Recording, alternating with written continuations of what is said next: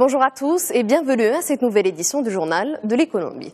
Et l'on commence avec le département de l'artisanat qui a rendu publique une enquête réalisée auprès de 7000 consommateurs de produits artisanaux. Les ménages marocains sont les plus grands consommateurs. Le document souligne que les dépenses dans l'acquisition de produits d'artisanat se chiffrent à 26,72 milliards de dirhams. Une grande partie de ce montant est du fait des ménages qui ont déboursé 17,1 milliards de dirhams. De leur côté, les MRE et les touristes étrangers ont dépensé respectivement 3,75 et 5,87 milliards de dirhams. Par répartition géographique, le département de l'artisanat relève une forte consommation au niveau des provinces du Sud. À Dakhla ou Dahab, par exemple, la moyenne des dépenses est de 13 765 dirhams, alors que la moyenne nationale est de l'ordre de 2 360 dirhams. Et avec une part de marché de 43,1% à fin octobre 2017 et 5 260 véhicules livrés, le constructeur automobile Renault se positionne comme le leader du marché automobile marocain. À travers ses deux marques Renault et Dacia, le constructeur français place 7 modèles dans le top 10 des meilleures ventes au Maroc. Avec 10 734 ventes à fin octobre dernier, Dacia Logan maintient sa position de modèle le plus vendu au Maroc, suivi de Dacia Sandero avec plus de 9000 unités. Tandis que Renault Clio avance dans le top 10 et occupe désormais la 3e position avec 8879 véhicules. Alors sur le mois d'octobre 2017, Dacia maintient sa position de leader avec 27% de part de marché. Pour sa part, Renault clôture le mois écoulé avec 1970 unités livrées et une part de marché de 16,1%. Et direction à présent la Chine.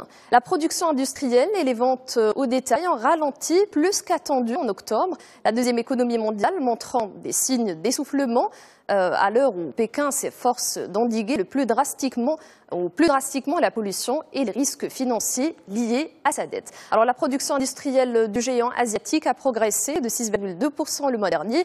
C'est ce qu'a annoncé le Bureau national des statistiques. La progression d'octobre est inférieure à celle attendue par les analystes. Le refroidissement du secteur immobilier frappé de restrictions dans les grandes villes et un affaiblissement de la demande internationale pèsent sur l'économie. Tandis qu'une campagne anti-pollution perturbe la production, le régime impose aux groupes industriels de sabrer leur capacité de production excédentaire pour réduire les émissions polluantes durant les mois d'hiver. Un objectif environnemental devenu prioritaire aux yeux de Pékin et qui devrait, selon les experts, pénaliser l'activité au 4e trimestre. Et pour l'Allemagne, c'est tout à fait le contraire. Alors l'économie allemande est en train de connaître un boom. Alors au 3e trimestre, la première économie de la zone euro a vu son PIB croître de 0,8% par rapport au trimestre précédent, un rythme qui dépasse les attentes optimistes du marché. Le consensus des analystes tablait sur une croissance de 0,6% par rapport au 3e trimestre de 2016. La croissance atteint désormais 2,3%. Le gouvernement table sur une croissance de 2% en 2017 et de 1,9% en 2019.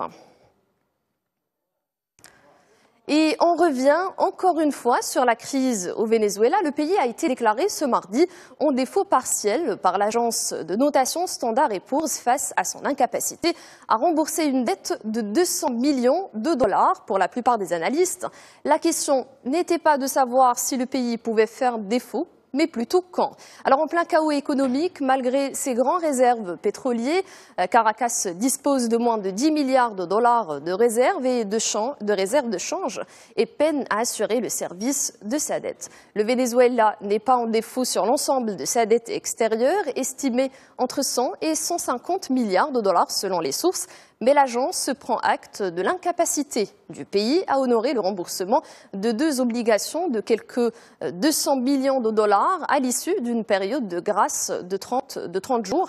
Alors il estime qu'il y a une chance sur 2 que le Venezuela fasse à nouveau défaut dans les 3 prochains mois.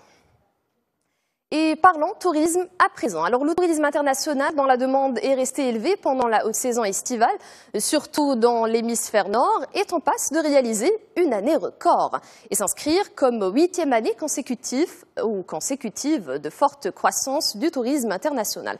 Alors selon le dernier baromètre de l'Organisation mondiale du tourisme, le nombre total d'arrivées de touristes internationaux en juillet et août a dépassé pour la première fois la barre des 300 millions et entre janvier et août 2017, les destinations du monde entier ont accueilli 901 millions de touristes internationaux, 56 millions de plus qu'au cours de la même période de 2016. Alors soit une nette progression de 7% par rapport aux années précédentes. Alors par région, la croissance a été plus prononcée en Afrique particulièrement et en Afrique du Nord et en Europe.